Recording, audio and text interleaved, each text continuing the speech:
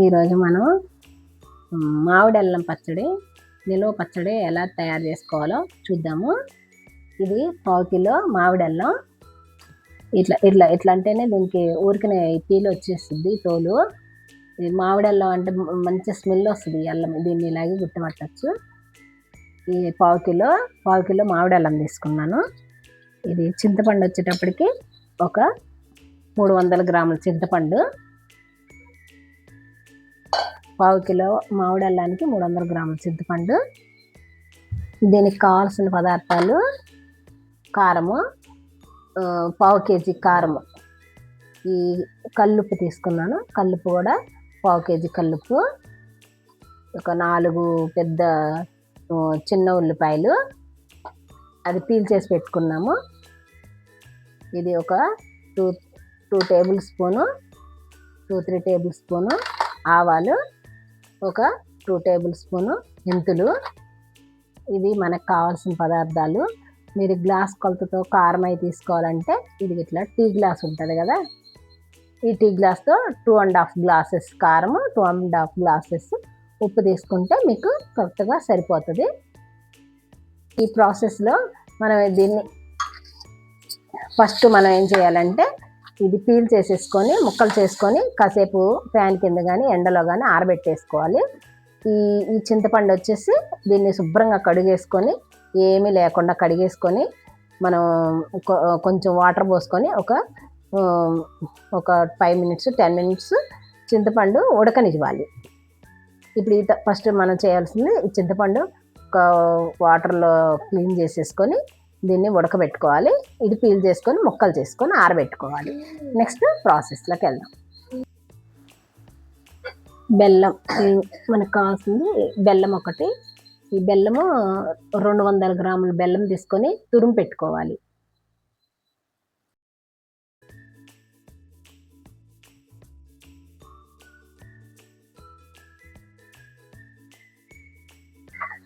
చూడండి, ఈ విధంగా వాటర్ పోసుకొని, చింతపండులో వాటర్ పోసుకొని మనం ఈ విధంగా ఉడకబెట్టుకోవాలి. ఫస్ట్ చింతపండు ఉడకబెట్టుకొని ఆరిన తర్వాత మనం పచ్చడిలో వేసుకోవాలి. కొంచెంసేపు ఉడకాలి. కొంచెం ఉడకబట్టిన తర్వాత తీసేసుకోవాలి.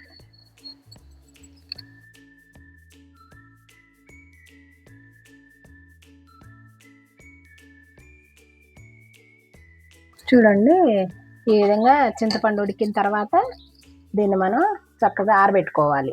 ఫస్ట్ ఇప్పుడు మళ్ళీ కళాయి పెట్టుకొని ఫస్ట్ ఆవాలు ఫ్రై చేసుకున్నాం, మెంతులు,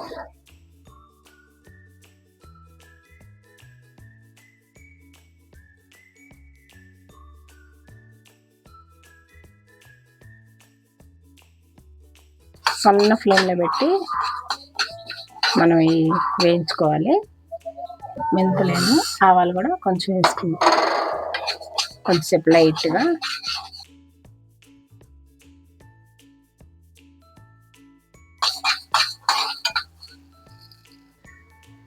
ఇదే ప్యాన్లో కొంచెం ఆయిల్ వేసుకొని మనం అల్లం ముక్కలు అనేది ఫ్రై చేసుకుందాం.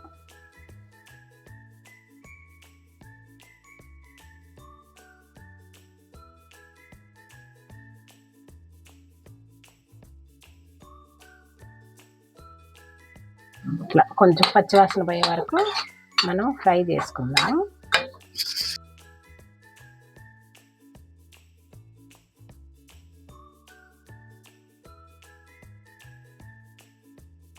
చూడండి, ఈ విధంగా ఫ్రై అయిన తర్వాత కొంచెం ఫ్రై అయితే సరిపోతుంది. వేడెక్కితే పచ్చివాసన అనేది పోతుంది. ఎక్కువ ఫ్రై అయినా కానీ మనకి అల్లం ఫ్లేవర్ అనేది ఉండదన్నమాట. అందుకోసం లైట్గా కొంచెం హీట్ ఎక్కిస్తే సరిపోతుంది. ఇంకా స్టవ్ ఆఫ్ చేసేసుకొని మనం దీన్ని ఆరిన తర్వాత గ్రైండ్ చేసుకుందాం. ఫస్ట్ మనం గ్రైండర్లో ఉంచుకున్నాం కదా ఈ చింతపండు, ఇది వేసేసుకుందాము. ఇది బాగా నలిగిన తర్వాత వేరే వేసుకుందాం.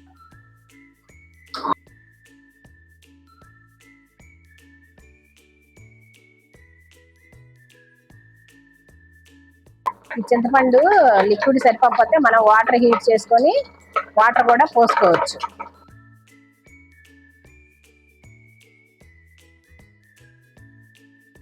ఇది అది కొంచెం నలుగుతూ ఉండగానే మనం ఈ అల్లం కూడా ఇట్లా మిక్సీ పట్టుకొని అల్లం ముక్కలు మిక్సీ పట్టుకొని వేసుకున్నాం, లేదంటే గ్రైండర్లో కొంచెం ఇబ్బంది అవుతుంది. పట్టు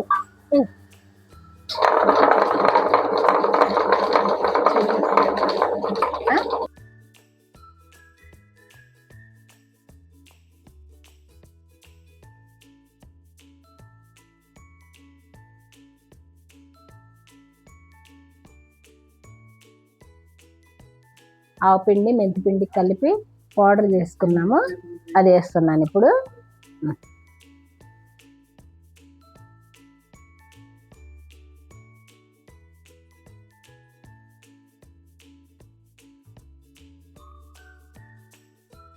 ఇప్పుడు కల్లుప్పు చూపించాను కదండి, 2 గ్లాసులున్నర, పావు కేజీ అన్నట్టు అది పౌడర్ చేసుకున్నాము.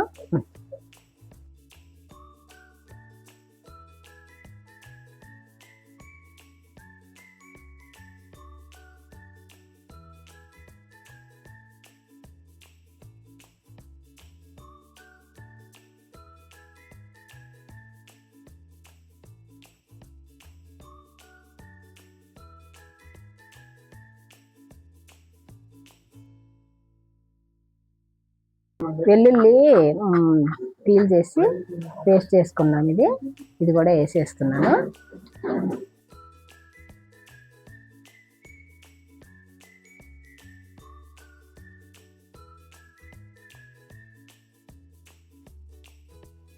చూడండి, ఇది కారము 2 గ్లాసులున్నర ఇందాక చూపించాం కదా, ఇప్పుడు ఇది కూడా వేసేసుకుందాము. మొత్తం కలిసి మిక్స్ అయితే బాగుంటుంది అప్పుడు.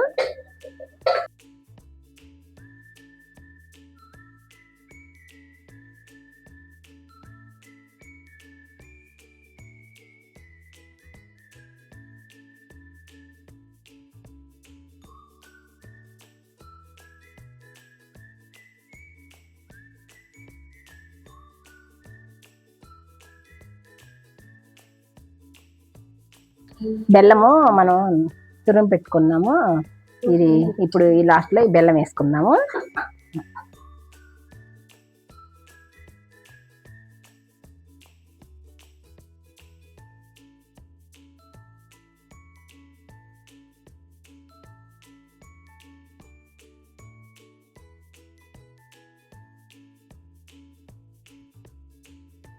చూడండి, బెల్లం కూడా వేసేసాం, మెత్తగా అయిపోయింది.